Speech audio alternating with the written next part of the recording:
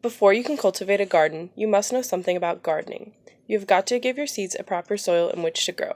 You have got to give them sunlight and fresh air. You have got to give them space and the opportunity, if they are to lift their flowers to the sun, to strike their roots deep into the soil.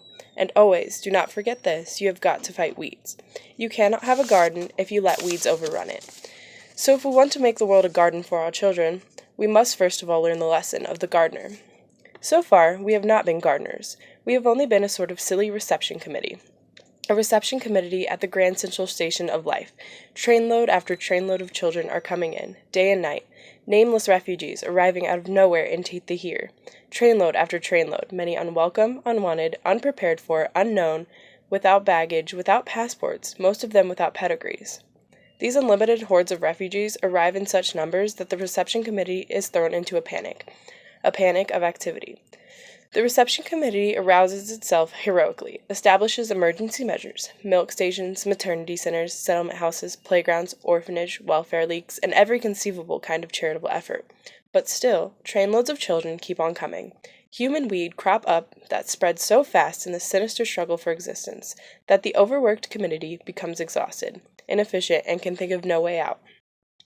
When we protest against this immeasurable, meaningless waste of motherhood and child life, when we protest against the ever-mounting cost of the world of asylums, prisons, home for the feeble-minded, and such institutions for the unfit, when we protest against the disorder and chaos and tragedy of modern life, when we point out the biological corruption that is destroying the very heart of American life, we are told that we are making merely an emotional appeal.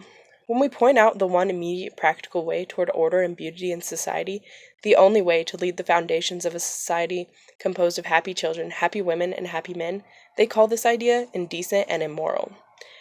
It is not enough to clean up the filth and disorder of our overcrowded cities. It is not enough to sleep on the evil of child labor, even if we could. It is not enough to decrease the rate of infantile morality. It is not enough to open playgrounds and build more public schools in which we can standardize the mind of the young.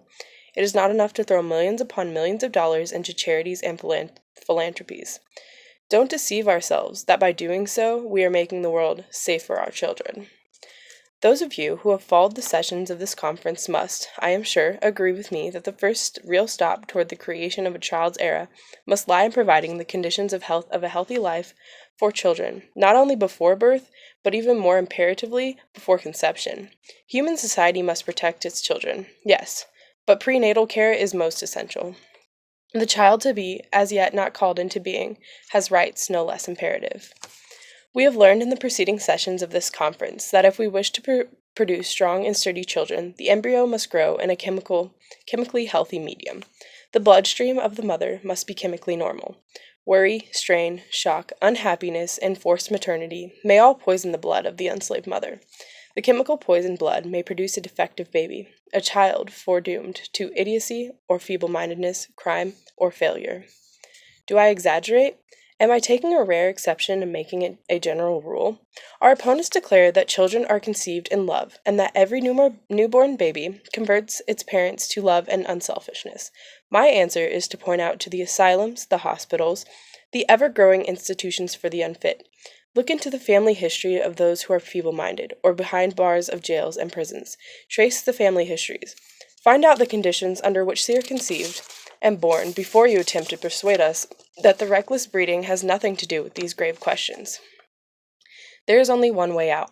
We have got to fight for the health and happiness of the unborn child, and to do that in a practical, tangible way, we have got to free the women from enforced enslaved maternity.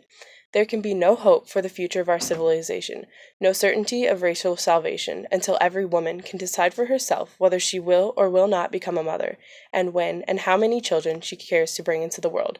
That is the first step.